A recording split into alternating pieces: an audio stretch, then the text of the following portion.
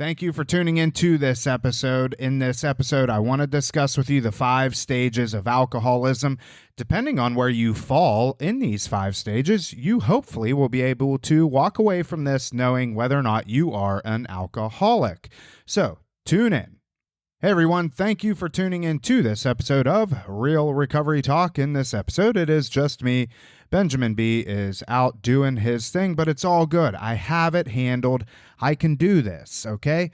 Thank you for watching on YouTube first and foremost, and thank you for listening on the podcast app. Either way, our content is getting out there, and that is what we ultimately want. If in fact you think this could benefit somebody, please don't hesitate to share it with them. And in the end, if you have a question about yourself, your specific situation, or maybe a loved one's situation, and you want our input, you can always email us, Tom at realrecoverytalk.com and Ben at realrecoverytalk.com, and we will get back to you shortly. All right, so in this episode, what I want to discuss is basically 5 stages of alcoholism. And for me, it is this is a very easy topic for me to discuss, but what I have found is to the average person, it is not something that is they're not very knowledgeable about. So I thought it would be a good idea to come on here and talk about the 5 stages of alcoholism and kind of give my spin on it and what I think is, the best way to go about this per se. Now, I don't want to waste any time, so let me just jump into stage number 1. And stage number 1 is pre-alcoholic. Now, let me lay the foundation for this. You are not pre-alcoholic when you start drinking, or let me use I statements. I am not an alcoholic when I start drinking. And this is my opinion, and people out there could argue me and debate me on this. Some people say that there's a genetic predisposition to this, and as soon as you take the first drink of alcohol, you are an alcoholic because you are genetically destined to be an alcoholic. Okay, that's not what this is about. And this is, again, from my opinion, and at this point working with thousands of people. I was not an alcoholic from the time I took the first drink. I knew I liked alcohol when I took my first drink. I liked the way that it made me feel, but I do not believe that I was an alcoholic right as soon as alcohol hit my lips. I spent years and years and years of drinking, and my drinking slowly progressed to the point of being in stage number 1, which is pre-alcoholic. And pre-alcoholic for me started right around the age of 18 years old. When I started drinking, I was probably 13 years old. Now, when I reached the pre-alcoholic stage, I was probably right around that 17, 18 range. What made me pre-alcoholic? Looking back on it, I know I was using alcohol to relieve stress. Knowing what I know now, it got me outside of myself. I became somebody else that I liked. When I was drinking, I was able to be more of an outgoing person. I was able to talk to females more. It made me feel good, and it helped me relieve stress. I lived at home with my dad all the years of my life. It was a stressful time for a good period of that time because it was just him and I. I just graduated high school. I didn't really know what was in my future. I was commuting to school every day for an hour each way. Alcohol for me got me out of myself, and when I drank it, it was like stress. It provided a stress-free environment for me. By the time I reached stage 2, and stage 2 is going to be really your early alcoholic, okay? By this time, alcohol is playing more of a role in my life. It is now affecting relationships more. It is something that is playing more of a negative role in my life. I was probably right around the age of 21. The average 21-year-old is just normally probably dabbling in drinking. Maybe they're in their second, third, or fourth year of college and, they're drinking a little bit, hanging out with the boys or the girls, and you go out and have your drinks, yada, yada, yada. By the time I was 21 years old, I was done with school. I was full-time in the workforce, and all I did was drink and work. So it started to have a different effect on my life. It started impacting my relationships more. You see, prior to getting to that stage number 2, in stage number 1, I did all the things I enjoyed still. I went bowling. I went golfing. I hung out with friends. I did these things, and alcohol didn't necessarily have to be involved. But by the time I got to stage number 2, I was thinking more of, okay, I will go and do these things. Is there going to be alcohol there? And if there isn't going to be alcohol there, then I'm going to reevaluate if, in fact, this is something that I want to do. And so how did that impact my relationships? My friends who weren't in early stages of alcoholism, they didn't let alcohol dictate what they did and did not do on a daily basis. See, me being in stage number 2, the early alcoholic stage, I let alcohol kind of start dictating what I did and did not do. And I stayed in stage 2 for probably a couple of years. Then I went into stage number 3, which is, I just call it the middle of the road alcoholic. You're on your way there. Okay. You got the pedal on the gas or your foot on the gas, and you're on your way to alcoholism. At any point, there is a possibility that you can turn around and go the other way. But at this point, you know where your destination is and you're on your way there. It really started impacting my relationships.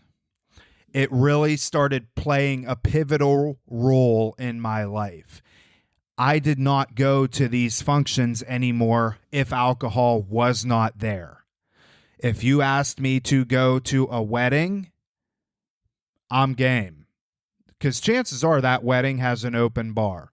If you ask me to go to a dry wedding, I'm going to come up with every excuse in the world as to why I can't go to that wedding, because there's not going to be alcohol there. And if it is a dry wedding and I get strong-armed into going for whatever reason, you better believe that I'm going to be there with a flask or 2 or 3 with a case of beer in the trunk of my car, and I'm going to spend more time out there than I am in the actual wedding. Stage 3, middle of the road alcoholic, is where a lot of people are when they start to first hear about the recovery process. See, when I was in the middle of the road alcoholic stage is when I started understanding more that I had a problem. It wasn't a problem that I thought that I couldn't beat. I thought, well, when I'm ready to quit, I'll just quit. I'm not there yet. Look at those people. Once I get to that point of an alcoholic, then I'll stop. Well, I ultimately would get to that point, and then I would find somebody else and compare myself to them, or when I get to their situation, then I'll stop. I haven't gotten fired from my job yet. That was me in the middle of the road alcoholic. And I stayed there for a long time. I stayed there for probably another 3 years. Alcohol started to dictate everything in my life. It wasn't a fun place to be. I also started dabbling in more drug use. I started to, pot was never really a part of my story, but I started smoking more pot. Cocaine was never really part of my story, but I started doing cocaine. Benzodiazepine, Xanax in particular, was a part of my story, and I started doing them a lot more. And that all started when I was in that what I would call middle of the road stage of alcoholism. I quickly progressed to stage number 4, which at that point I was late stage alcoholism. And I was 25 years old, I would say, when I reached late stage alcoholism. Late stage alcoholism, oftentimes people associate that with 50, 60, 70-year-old that, at this point, liver failure, liver transplants, pancreatitis, you name it, a lot of health consequences. distended stomach, so on and so forth. A lot of people associate the physical attributes or the physical ramifications with late stage alcoholism. I had a lot of those. I was only 26 years old. You see, when I reached late stage alcoholism, I could no longer control my drinking. When I would go to work, I would take benzos to get me through work. When I knew that the workday was coming to a close, I couldn't wait to get to the bar. And it wasn't because I couldn't wait to get to the bar to start having fun. It was because I knew I needed to drink. I started having physical withdrawals. I started shaking a lot. I stopped eating. When I would get to the bar, I couldn't just go to the bar and get a beer and start drinking. I would get a beer, and I knew, like clockwork, I would take a sip of that beer, and I would get up off my bar stool, and I'd walk straight outside, and I would throw up. Because my body at that point is now rejecting the alcohol, and I would go outside, throw up, and for whatever reason, I was fine from that point moving forward. It was almost as if I was like priming the tank, I guess. I was in late stage alcoholism for probably about a year. And in that year, the physical aspect of my alcoholism was horrible. The mental aspect of that was horrible. I was in a constant state of fear, panic, and anxiety.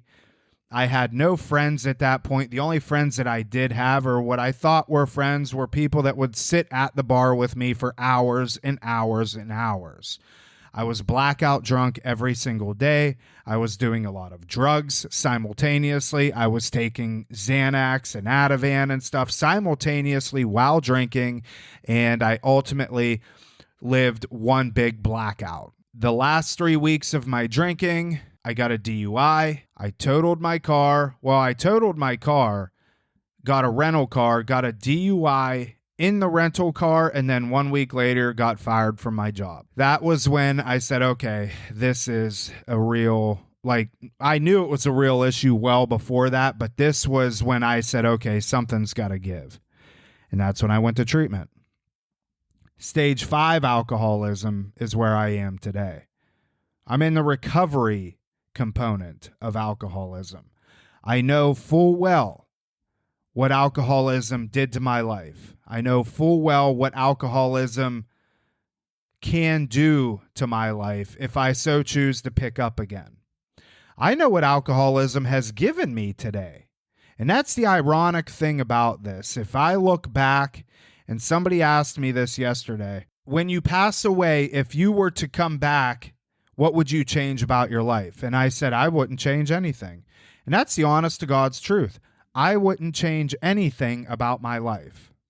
Because not only can I see the wreckage that alcoholism caused myself and everybody around me, that stuff was necessary for me to go through. I believe wholeheartedly that that was God's plan for me to get me to where I am today, having the opportunity to help, at this point, hundreds, if not thousands of people recover from alcoholism and drug addiction. So everything that I went through led me up to this point. I am now in stage 5. I am in the recovery phase of my alcoholism, and I have been here now for over 12 years. I still do what I need to do to put as many defenses as possible between me and picking up a drink. My friends are all sober. I have some friends that drink, and that's okay. More power to them. Honestly, sometimes I find myself envious. I wish I could drink. I really do. I like the effects that it gives. I like who I am when I'm drinking. But unfortunately, I relinquished those rights. I oftentimes associate it with having a driver's license. It's nice to have. It makes things very convenient. But at some point, if the state deems necessary, they're going to take them away from you. In my life today, I have 3 beautiful children. I have a beautiful wife, none of which has ever seen me drink. I have a career. I have all the materialistic things that one could want. I have a relationship with a higher power today. I have a sense of purpose. I'm not an anxious ball of mess all the time. People come to me and ask me for my input and my help. Hey, I have this situation. How could you handle this? I have meaningful relationships today. And I'll be damned if I'm going to throw all that away just so I can go out and have another Budweiser or 2 or 20 or whatever the case is. So I'm in stage 5 alcoholism. Today, I'm in the recovery stage. Where are you? Where are you in the stages of alcoholism? Maybe you're not anywhere. Maybe you know somebody that is. But if you are in, and this is the last thing that I want to end with, you don't have to wait to get to late stage alcoholism to make a decision to stop. You can be in any of the stages 1 through 4. You can, if you're in stage 1, let's bypass stage 2, 3, and 4, and let's go straight to 5. Because the last thing I want is for you to have to go through all the things that I went through to get to where I'm at today. But I'm a firm believer that if in fact you think that you have some sort of problem, that should be a red flag. And just bypass everything else and go straight to stage number 5, and let's get into that recovery component of alcoholism. Because ultimately, what I want to help you do is turn your mess into your message. That is it. We will see y'all later.